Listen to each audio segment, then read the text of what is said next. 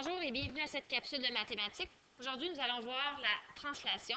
Donc, une translation, c'est une transformation géométrique qui déplace tous les points d'une figure dans une même direction, dans le même sens et à égale distance. Donc, je répète, une translation, identifiée avec le symbole T comme ceci, est le glissement d'une figure. Donc, nous avons besoin d'une figure initiale. Donc, nous avons des points qui sont reliés par des lignes. Nous avons besoin d'une flèche de translation qui va nous indiquer trois choses. Donc, la direction. Donc, c'est une direction qui est en diagonale. Ensuite, nous avons aussi la distance, donc la longueur de la flèche. Et nous avons le sens dans lequel notre figure sera glissée avec notre petit bout, notre flèche. Parce qu'une ligne, tout simplement, peut avoir deux sens. Sens à droite, sens à gauche. Donc, la flèche, elle est très importante. Donc, notre flèche de translation indique trois choses. Donc, une figure initiale, comme je l'ai dit plus tôt, c'est un déplacement. Donc, si on regarde bien ici, nous avons glissé notre figure initiale pour en faire une figure translatée. Lorsque l'on fait une translation, on doit regarder notre flèche et voir quel est son déplacement. Ici, donc, j'ai un sens, une direction et une distance. Donc, ma flèche fait un déplacement de 3 vers la droite et 1 vers le bas.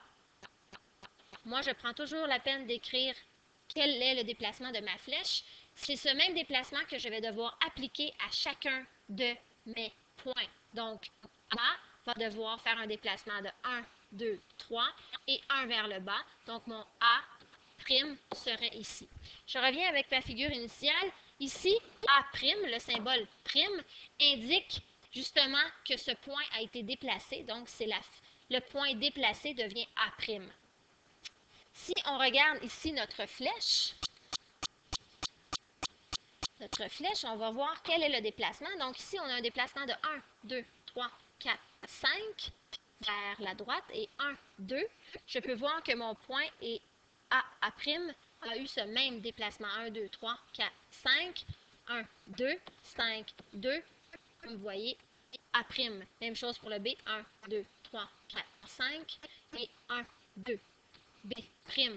Donc, j'applique ce déplacement pour chaque point et ensuite, je peux relier chaque point par une ligne. Donc, si je le fais d'une autre façon, vous allez voir que le glissement est très évident entre chaque point. Donc, entre A et A', j'ai un déplacement. Chaque ligne est parallèle. Et si on compare les lignes que je viens de faire, elles sont identiques à ma flèche de translation. La même direction, la même distance et le même sens. Donc, c'est un déplacement d'une figure. Chaque point est déplacé. J'espère que c'est clair à ce niveau.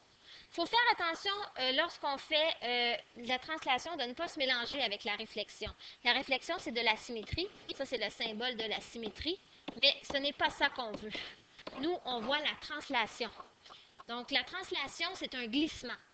Donc, ce n'est pas l'effet miroir. Les erreurs communes lorsqu'on fait la translation résident surtout dans la flèche.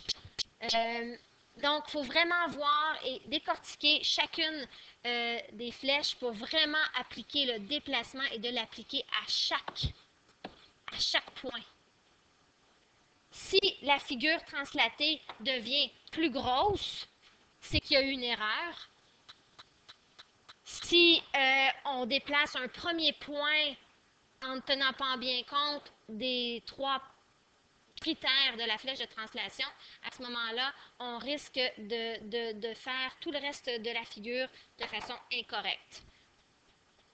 Donc, n'hésitez pas à bien procéder. Donc, ici, je le rappelle, 1, 2, 3 et 1 par en bas. Donc, on le voit 1, 2, 3, 1 par en bas, 1, 2, 3, 1 par en bas, 1, 2, 3, 1 par en bas.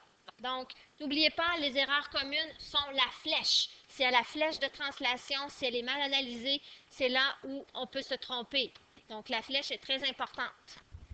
Et ensuite de ça, quand on est bien capable de comprendre que la flèche, on y va on commence par droite-gauche et ensuite en haut ou en bas, ça va bien aller. Donc, faites attention de ne pas tomber dans les pièges.